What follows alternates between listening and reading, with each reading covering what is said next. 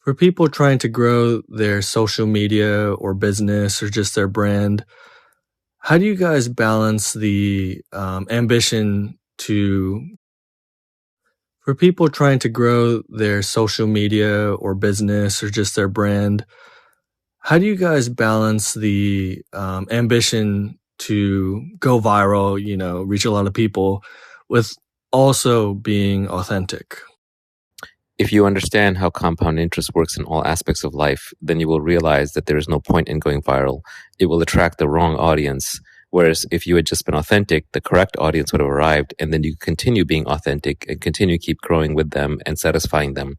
But the people who came because of your simple viral trick or joke, they're there for the next viral trick or joke. They're a fickle bunch. They're not going to stick around. You're not going to be able to keep their attention. So I don't bother with anything viral or inauthentic. Authenticity compounds. When it comes to building a social media community, in my opinion, I feel authenticity is the way to go, because virality is a one-off thing. Authenticity, on the other hand, is something that's true to you, and it's very easy to be you on every single day. And consistency compounds. So authenticity allows consistency. I went viral once for 15 seconds videos with millions of views and likes, and I was not able to replicate it because it was an accident. And I tried and I failed, in a way that was not good to me because it was stressful, too much pressure, and it stopped me to do great things, in fact. And I just wanted to feed this algorithm monster. It was beside the point of doing great things. So going viral was very tiring. Very tiring. I don't wish that to anyone. Why do we want to go viral? I think it's because we want to increase the number of allies that we have for mutually beneficial projects that are authentic to us, right? We want to convert strangers into co-founders, mentors, mentees, besties, colleagues, because those are the satisfying relationships where for every input that we put into the relationship, we get a scaled up output. So I developed this framework because I wanted the founders that I work with and myself to have clear what we're trying to achieve by putting out content. It's not to go viral. It is to attract allies. And to attract allies, you need to be authentic. You need to express who you are, what your values are, and why you're doing what you're doing. And then people come along and they say, hey, me too. I like that. And then maybe you can develop something together. So I developed this framework. Love to hear what you think. Everyone has family and strangers, allies and enemies. And the goal is to convert, if you want to, if you have the bandwidth, if you have the desire, strangers to allies, from followers and fans and intros to co-founders, and that blue section, which I called the maintenance zone. So you want to invest in growth if you have the time. You want to definitely invest in maintenance because you've already established those relationships and you want to make sure that they don't fall apart. And then there's the danger zone where you have people that are close to you who, for whatever reason, have become antagonistic or opposed to what you are doing. And those you really have to be careful with because you can't get rid of your family members. They're part of your family and they have repercussions throughout your family. And old friends are often have a lot of value that you can recuperate, in my experience. And so you want to be careful with Fredos and false friends in the danger zone. And then, of course, strangers online who are haters, you can just block. So I don't know. I'm curious what you guys think about this, because virality certainly isn't the goal. It's to build things that are authentic in the world and create unions that can be synergistic to building, in my opinion. Thanks.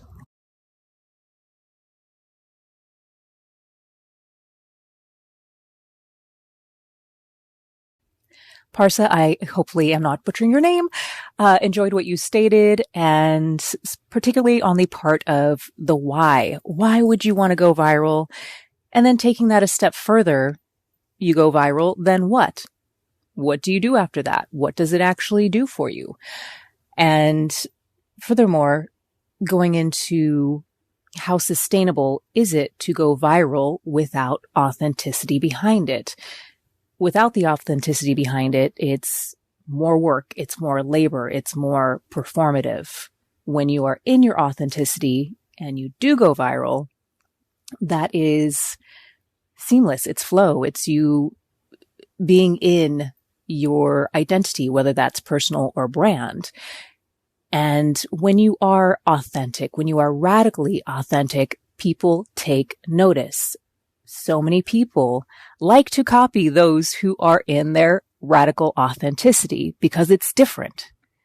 So just some things to consider and think about. I've personally turned to hacks and templates and tricks for going viral when I feel most insecure about my ideas or my ability to articulate them.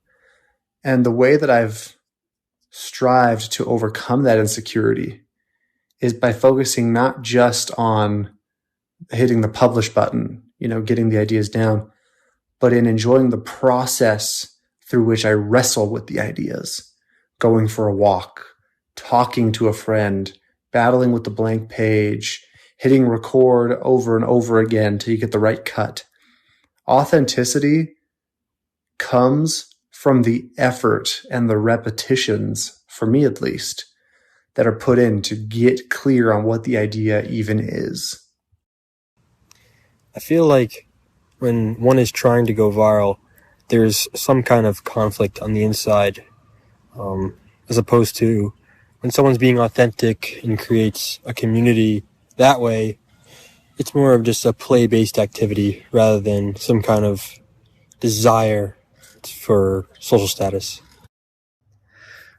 I believe that community is a key concept here because you don't want a bunch of looky-loo strangers hanging about. You don't want, you want people that are going to contribute and to build things with them.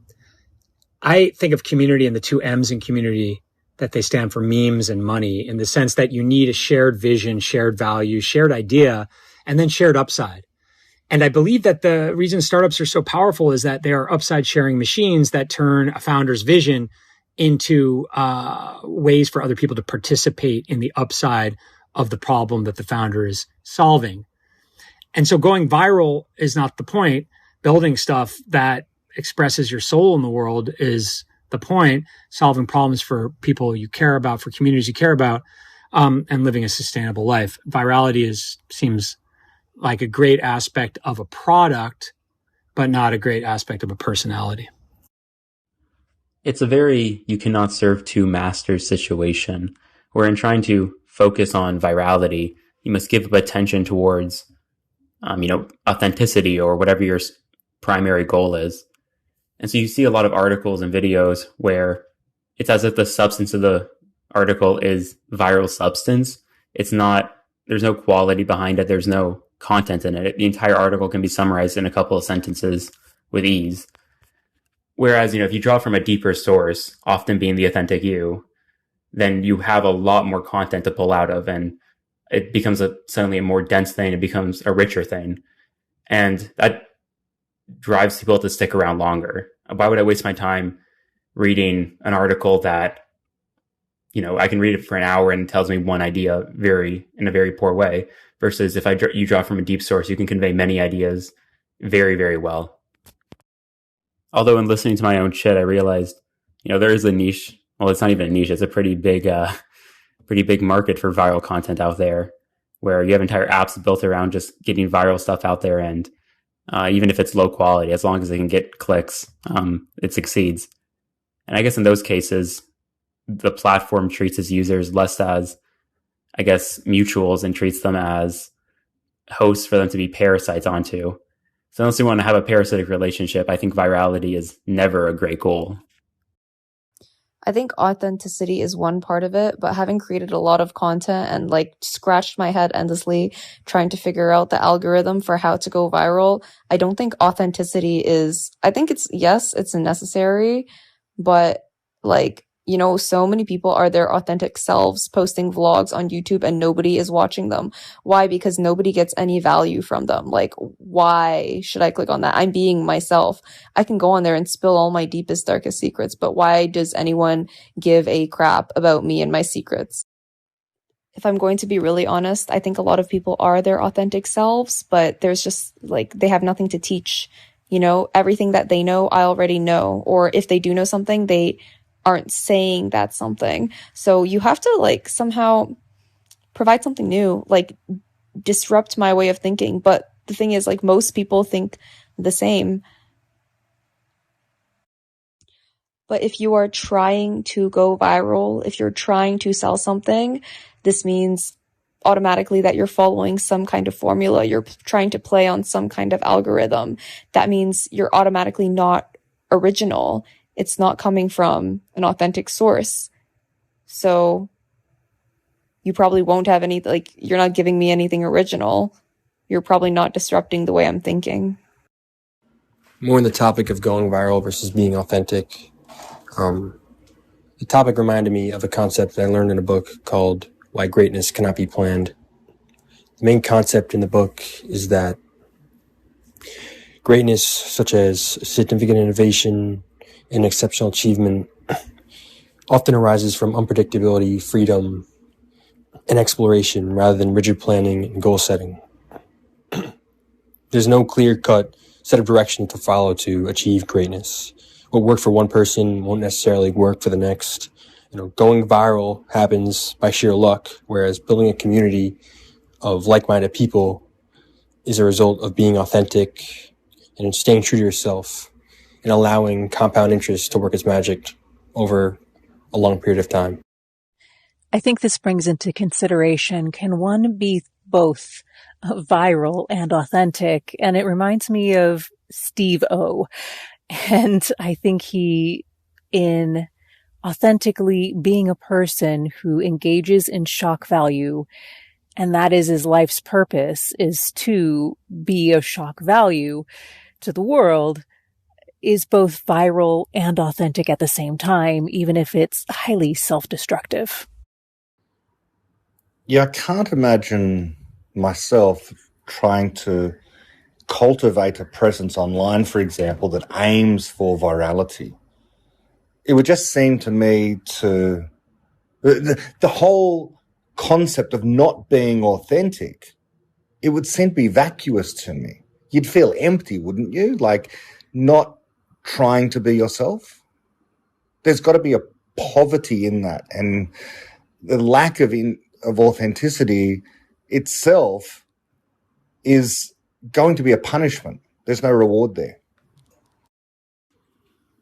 It reminds me of what many sages, modern day sages especially, but ancient philosophers have also pointed this out as well, is that lying rather than being honest, putting aside the immorality of it all and the fact that it won't get you what you want, it's just going to feel bad. Even if you're a selfish person, you shouldn't lie, because ultimately you are going to feel bad about having lied. And kind of aiming for virality is a form of lying. Not being authentic is a form of dishonesty. And so you're going to have that vacuous sense of that accompanies all sorts of things like that. The difference between pornography and actually having a loving, committed sexual relationship, for example. There's the difference there is all in what the authenticity is about, whether or not you're being honest about what this thing is. And so too with virality versus authenticity online.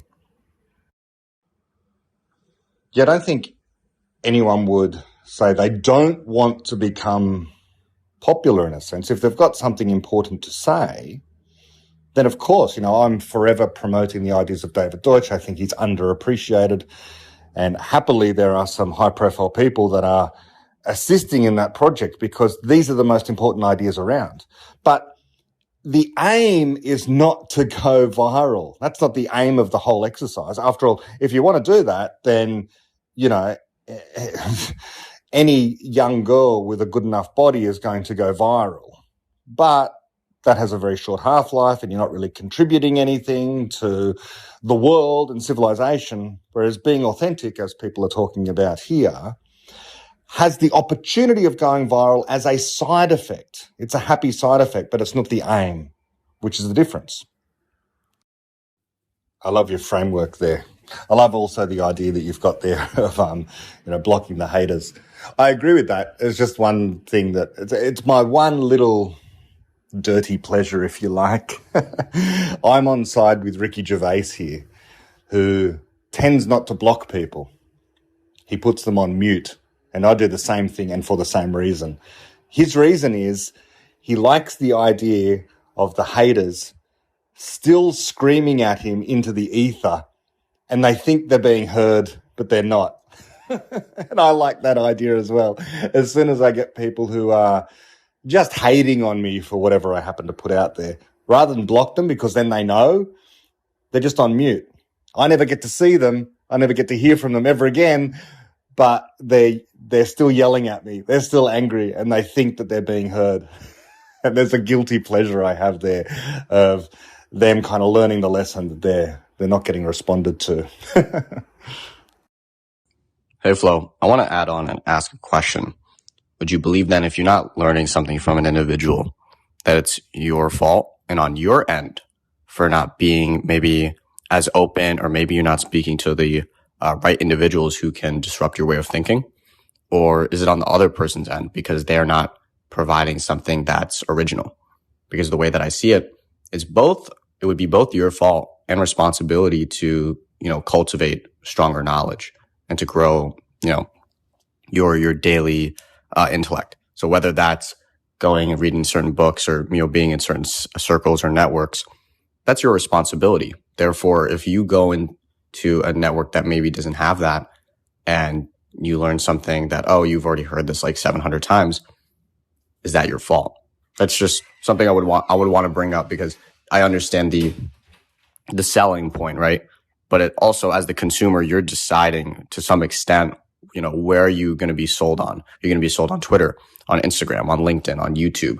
You're going to be sold when you're driving from, your house to work, right? Where are you being sold in your everyday life? Hey, Brett, I wanted to add on to this and also mention that a lot of people, their desires are completely different, right? Some people are like, I want to go viral. Okay, for what reason? Why do you actually want to go viral? Why do you want your voice to be heard? For a majority of people, right, they play short-term games, similar to what Naval says, where they just want validity, they want attention, they want, this is exactly what they want. They just want attention. So whether it's a like or a post or a message saying they're amazing, whether it's income coming in, they want a certain level of validity and attention and overall just validation from playing that short-term game. Whereas a lot of people take a complete different route and they don't do it for the beginning purpose or the subconscious purpose of attention. Rather, they consciously choose for their own purpose to genuinely impact people, to leave a good remark, not a good remark. I already said impact. I need a synonym for this. To leave a profound statement that resonates with others. You're so smart, Brett. Yes. Mute is way better than block. I love this app. I think this is true for 99% of people who are wired normally, but I personally have met people in childhood especially who have gotten off to lying. I think in children, if you learn that you can trick people, then I feel like I've known people who get a smugness to it, like a superiority complex, that this is a game of people and you're winning it. Also, I think there are people who learn to lie as a coping mechanism for the environment that they're in, and they cannot tell the truth, like if they have abusive parents. And it just they become so accustomed to it that they find it more comfortable to lie than to tell the truth. And lies roll off their tongue easier than the truth does. Oh my God, I love this question, but it gets very philosophical. I do think I have choice in what content I consume and who I interact with. And if I think I'm not learning something, I can choose to go to a different platform or talk to different people and remove myself from my well that I live in. But I don't know what I don't know. And sometimes I don't even know what to search up, like a lot of people don't even know that Airchat exists and they can't get invited because they don't have Twitter. But I think I'm very lucky that I have a lot of resources, but I can't extrapolate that to everybody. But I think living in the delusion, I don't know if it's a delusion that I can choose what I'm exposed to. It's definitely a good mindset to have in life. In common law in the United States and in England, to commit a crime, to be found guilty for a crime, you need two elements. You need the guilty act, which is the illegal act that is a crime, and you need the guilty mind, which is the intent to have committed a crime. And that's why if you shoot a bullet up in the air and it kills somebody, then you don't have the intent, and therefore it's not capital murder. I wonder if the same concept can be applied to virality versus authenticity, which is in order for something to, but in the opposite way, in order for something to become viral, you need two elements. You need one, for it to be authentic, and two, you need for it not to have been intended to go viral. I think that might be the case. Although, of course, there's, thirst traps and things like that go viral. But I'm thinking more in terms of memes that are not so playing into our hippocampus, and perhaps more intellectual or thoughtful or provocative memes, I guess, is what I'm thinking about. Yeah, I think it's not necessarily a bad thing to go viral, but I think making it objective, making it like the end goal, the end all be all goal is like when you do something that's authentic, you could sustain it over a long period of time. Whereas when you're trying to go viral or making it an objective, hard goal, you're going to base all the feedback of, okay, did this go viral? Did this not? Oh, it didn't. Then it must be bad. And that's not sustainable over a long period of time. Whereas if you're authentic, and even if your MO is getting shock value, you're going to be able to do it in a sustainable way and allow compound interest to work. Brett, you bring up a lot of great considerations here. And one of the most fascinating things is that hate is a form of devotion, and therefore haters are some of the greatest fans of people who go viral or are fame-seeking in this instance. And I don't think a lot of people who have that short-sightedness of wanting to go viral really understand or have any concept of what they get to deal with haters, some of their most devoted fans. I've even had the chance to hang out and speak with someone who has won multiple prestigious awards, who has said that has been the loneliest time in his life. So there is definitely a price to pay with going viral that I don't think a lot of short-sighted people really consider.